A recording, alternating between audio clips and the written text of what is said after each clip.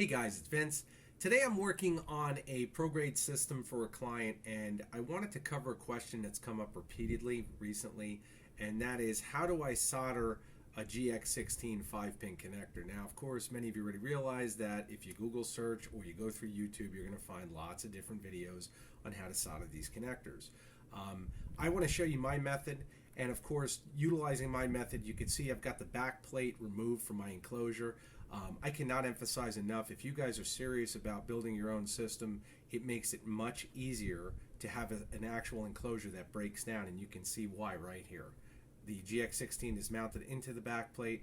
You can see the actual 3-axis remaining that were already previously done. I've got everything labeled, so I can actually go through here, wire this, everything is right there, and it keeps everything very simple. Of course, the back plate acts as a jig holding the GX16, and this is a very straightforward process. Now, that being said, I do have all of the leads over here that have all been prepped. They're all ready to go. They're all tinned. They're all sized properly for the cups. And now I'm going to go through and we'll do them one by one, and I'll show you exactly my technique for accomplishing this. That being said, once again, my tools, there's no secrets here. EWA 995D Plus soldering station. She's heated up already. Right now she's at idle, and that's why her temperature went down. As soon as I touch the iron, you can see she wakes up. Kester 186 no clean flux, best flux you'll ever use. And of course, our our flux remover. Now, the only remaining accessory that I've added is the EWA 200C, which is an auto tip cleaner. Once again, if you guys do a lot of soldering, you will appreciate having your mat, aside from some flux residue, it'll be a completely clean unit. Again, my cotton swab there, which is just used to apply flux remover, and we're set. So what I've got here, again, I've got my pinout, which is no different than you guys would do yourself. You can see the pinout here for what I'm actually going to accomplish. Pin 1, pin 2, pin 3, pin 4. Then I go through the polarities of the coils for the steppers. And of course, pin 5 is ground. You can see our ground comes over here to our ground bar. Everything is set. So the main thing you want to do when you're soldering these connectors is make sure you don't solder yourself in a corner, so to speak. No different than if you're painting. Now, I like to start at pin 3, which is the vertical on the low side. It'd be heading south, so to speak. You could see it's the vertical actual pin. And why I like doing that is because if you start soldering on the end over here or over here, you're going to have wires in the way. So rather than do that, it's much easier to actually come over here and start from that position. Now, that being said, you can see I've tinned everything already, and I've sized all the leads. These are set to go. So what I'm going to do now is I'm going to apply flux right inside the cup. Now, a lot of different sites, mainly I should say YouTube and other venues, like to say that you're supposed to tin the cup. Now, I don't believe in that, and I'm going to tell you why. If you tin the cup, odds are you're adding too much solder is really prevalent. What I like to do is actually flux everything really well. You can see how everything fits and mates real properly there. I am using 18 gauge silicone. Once again, I cannot emphasize, when you guys use silicone wire, it makes your job so much easier. I'm just coming in there, I'm fitting everything, making sure everything looks good, making sure I'm level. What's going to happen is you're going to have capillary action. Once you actually hit this with heat, that solder is going to run directly right from that connector right down and bond itself, because now we've used flux. A lot of these videos do not actually emphasize using proper flux. This flux is designed for hard to repair items, and that being said, it will bond like crazy. What I do is I'll hit it once, create the bond, hit it again, and that'll level the cup, so everything there will be symmetrical. Okay, I'm letting the iron heat up now. I've got everything pinned in place, and once again, you can see my hand is placed as a jig on the base of the workbench. And the reason I do that is because there's no way in hell I'm going to hold my hand steady like this. I see guys doing this crap all the time, and that's just going to make you a mess. You want to jig your hand so everything is nice and stable. Once again, silicone is one of the best heat insulators, so you're not going to have a lot of heat transfer there. And then we're just going to come over here, and I'm going to get some solder on the tip of the iron right here. Little bit. And what I like to do is come right in the middle and done. Now, what I'll do is I want to check this, because that's just tacking it into place. Okay, you can see it's actually in, but it's not clean. It's not symmetrical in the cup. And that's because, once again, we did not tin the cup. So what ends up happening is 98% of that solder, through capillary action, where the flux is actually put on the actual cup, it sinks right through it, penetrates all of the lead, and goes right to bottom and bond to that cup. So now what I'm going to do is hit this one more time real quick. And do the same thing. We are going to apply flux once again. Flux is used all the time. I see guys for some reason not want to use the flux. I don't understand that logic, but I'll tell you right now, once you use it, you will not want to not use it. Get your iron ready. Once again, I'm coming up on the platform right here and just touching, and let that heat just work its way. And if you did it right, just that smooth, you've got that. And that's before it's clean. Now I'm going to clean it and I'll show it to you. Okay, now I'm picky. I like to make sure my leads are straight, everything looks good. Check the bottom. You can see the cup has absolutely no penetration on the bottom. Okay, so that's exactly the way it should look. Now I'm going to come over here with my cotton swab. Once again, you can see what I'm doing. Just a drop. Done. Come over here, and you'll see that cotton swab fits right in there, and I just slowly let the flux remover do the work, and you'll have a nice clean connection. Now, everybody is different. Once again, Kester 186 is a no clean flux. It's designed for RMA work, so therefore you do not technically have to do this. This is a client system. Once again, doing this on every connection I do, and that's just my own preference. Everybody has their own. You can see exactly what we have here as I come in and clean.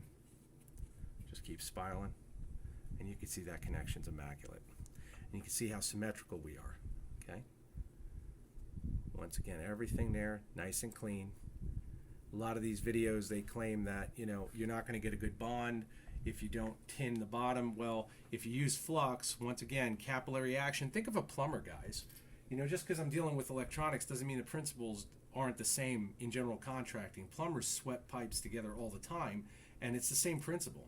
You know, I mean, honestly, you can do this once again on any of these connectors, and when they're really, really difficult like this, where once again we've got that one that's way down south there, vertical, you have to get that iron tip in between. Selecting the right tip is extremely critical for your iron. Now I'm going to come over here, and I already know pin 4 is red. That's right over here. I've already got my pin 3, which is black. Everything is right here in front of me, and this is the way you guys should work. If you've never done soldering before, this is a foolproof method, and it really streamlines the entire process. Once again, we've got our red lead right here.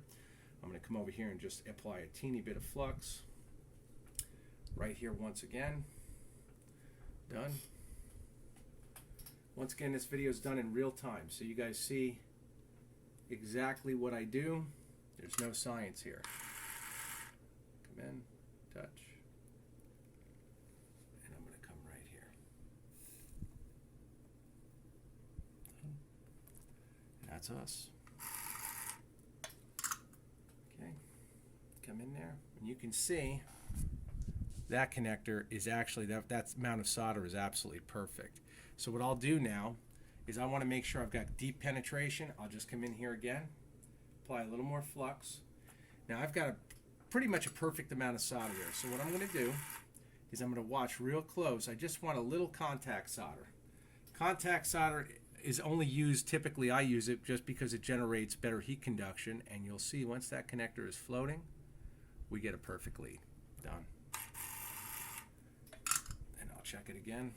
And you can check it. Hold on one second, I'll clean it. This way it's real visible for the camera. Once again, guys, I am working on getting another camera. This is not the easiest thing to do when you're doing this live, so bear with me on that. But I'll tell you right now, if you practice half of what I'm showing you, you're going to make this process much easier. And there you go. You can see that cup is perfect. Everything right there. You can see where we have level. Everything is level all the way over. You can also see the color of the solder, and that's something that, again, the Kester with the Flux, the Kester 186, you're going to get that real pretty chrome finish, which is really what you're shooting for. If it's cleaned right, which is what the Flux is used for, and again with the bonding agents in there, you're going to see a tremendous difference in how that presentation looks. So again, right there, those are set to go. Nice and clean. We'll keep moving. Okay. Now I'm going to start working on this side. We know our ground is going to come up. I'll knock out pin 2. Pin 2 is white. Apply my flux to my cup. Apply my flux to my lead. I'm done there. Once again, come in, level everything, make sure it looks good. Right there. Hit. Nice and level, my hands are comfortable, everything is jigged, including the iron. Done. And once again, now that's where I went really light on the solder, and you can see, being I'm doing this in real time, you guys may encounter this. This is where you can get into trouble if you've tinned the bottom of the cup, because usually you'll have that bubble come up and you may put too much solder in where it actually overfills the cup. That's not what we want to do. So again, I'm going to apply my flux. Real simple. Make sure I got some there. I couldn't see it. Good. And now we come in, clean our tip, make sure our tip is nice. Done. Once again, nice and easy. Float it. Come in, check our level. Make sure we're good. And check our bottom. And you can see no overflow. Okay? Solder, like many skills, it's all in the techniques you use. Now, whether or not you want to use these techniques, that's totally up to you. But I'm going to tell you right now, I suggest trying them all and find out what works best for you. Never, ever take anyone's word for the exact method to use. You'll find your own technique the more you actually play with things. But I'm going to tell you right now, over the years, this has been one way, or I should say the ways that I'm actually showing you in these videos. These are the ways that I do it, and I can tell you right now, it streamlines the whole process for me. Okay, you can see how the cotton swab goes in there. I'm not putting any real pressure on there. And there's your connection once again. You can see just how nice. Matter of fact, I should put a little more flux remover on there and give us a little better finish.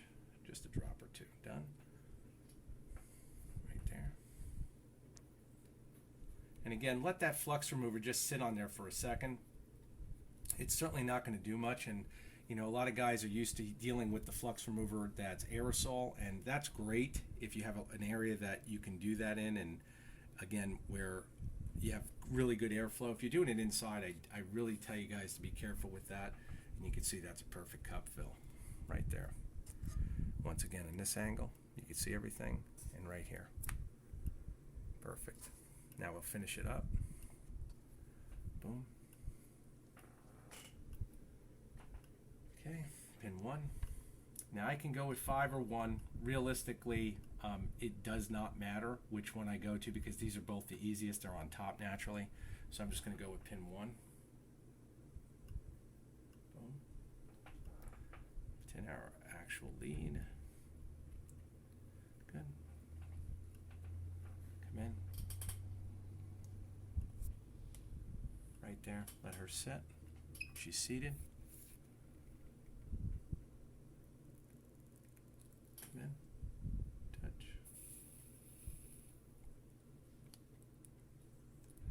You can see I let the iron actually sit there, and I'm not putting any pressure on there. I cannot emphasize that enough. You can see we've got it right there. The solder is on there. You can see the flux overflowing. That's perfect. I'm going to hit it one more time. I'm going to smooth it out, get that symmetry we're looking for, and we'll be good. Done.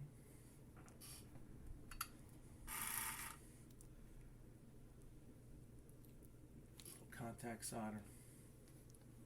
Come in. Done.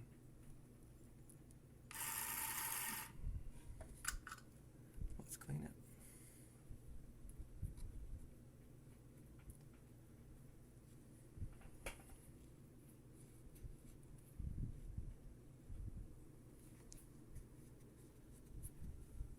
Once again, whenever you're cleaning, always, you don't want to go against the grain or go against your connections. Always go with them. This way you're not putting stress on anything, and you'll find you'll get that. You can see how clean they are. Come up underneath, you can see again. Perfect. Let's finalize this bad boy with a ground. Now, I can't emphasize this enough because this bites me in the butt all the time. Always put your heat shrink on for any connector that requires it. Now, of course, this has a ring terminal on it. If I don't put the heat shrink on and I solder this on, guess what? You got to do it again. So, again, pay attention to what you're working with and work slow and steady, and it always wins the race. There we go. Once again, we flux our cup. Come in here. Flux our lead. Now, this is where you have to think about what you're soldering. I don't want stress on this lead, so therefore I turn it 90 degrees because I know when these mount, that's where they're going to go. If I mount it like this, I'm going to have stress on the lead because I'm going to be twisting it. So you want to put it in the basic position that it's going to be. Now, of course, I'm not going to know the exact position, but let's use a little common sense and stay as close to where we need to be as possible so we keep the stress on this lead as minimal as possible. So, coming in once again, a little bit of solder. What we're going to do is just make sure everything looks good, touch, and done. Okay, now,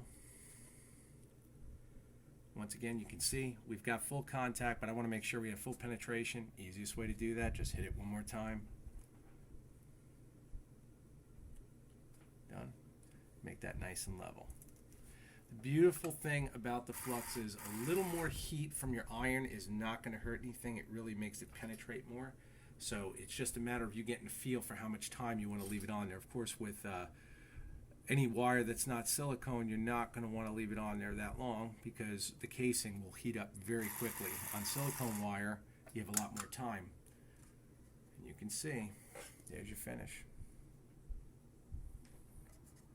Once again, we'll clean it up, make it presentable.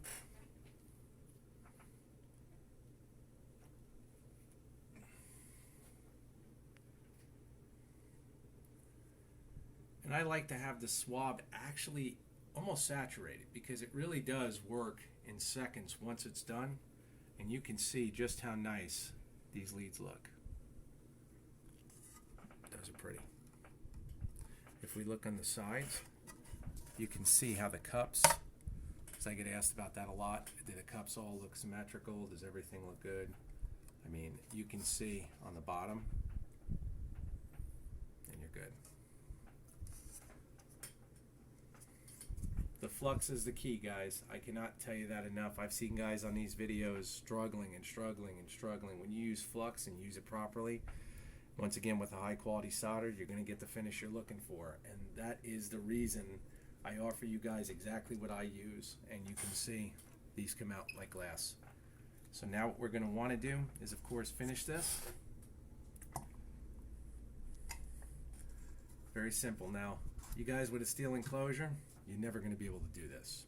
Okay? I just drop this down. I grab my shrink. Come in, line everything up, drop it.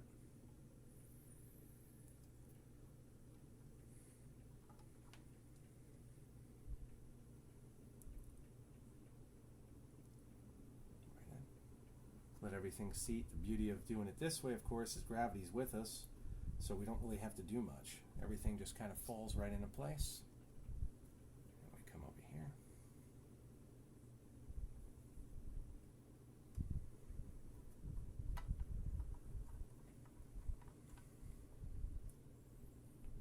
And we go right here. Oops.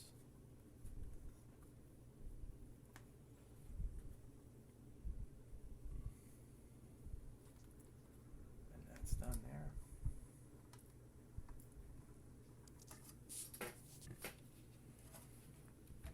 And of course, we already put our heat shrink on our ground. Now you can see how our heat shrink bottoms out. Now the thing you want to pay attention to when it bottoms out is, being you have so many pins, you want to make sure it's on the inside.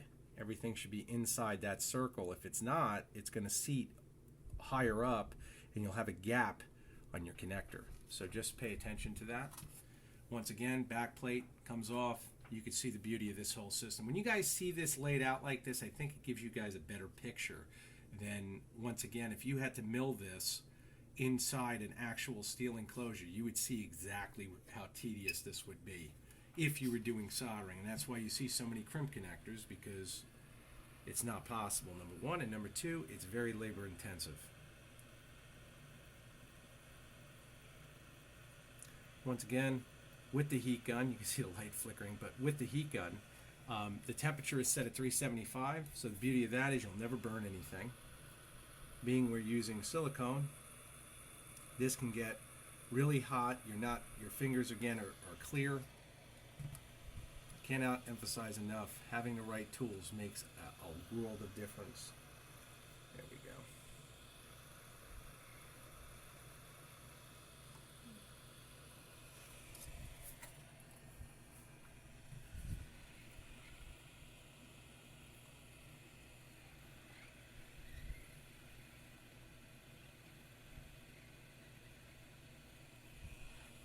Okay, that's it.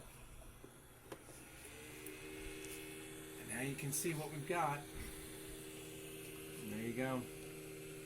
That's all done. Now we've got all 4 axes wired and everything is set. So again, guys, and once again, the ground, like we tacked it right, we just come over here and place her over to the ground bar. You're good. And once again, GX16 power in, ground will come over here, come to our ground bar, split to all of our ground drains. That's why these are here on the actual GX16 5 pins. The client will then plug in his 5-pin, my new double shielded 5-pin cables, and once he does that, they're automatically grounded. Everything is utilizing the same ground. So again, guys, I hope the video has been helpful. Again, I've had a lot of questions on this. I'll keep doing more and more building type videos. I think there's a lot of interest in that as far as how I'm doing it. And again, this is all being done live, so what you're seeing is exactly what I go through per connector. I mean, you're looking right here at what 4 times 5 is 20, so there's 20 leads right here. If you're doing this the way I'm doing it, you can see how time consuming this can be, especially if you've never soldered before. But believe me, it's well worth it. It just takes some time, and you guys practice and you'll get there, and I'm sure you'll be very happy. So again, guys, I want to thank everybody for the support. My channel is actually growing very quickly, and I cannot say thank you enough for all your support. Again, if you guys require questions, or I should say if you require quotes or have questions, please message me direct at storm2313@gmail.com, or you can message me through my eDealer Direct store on eBay. I'll put the links in the description. You'll see it on the screen, and you guys will be set. Thank you again. Take care.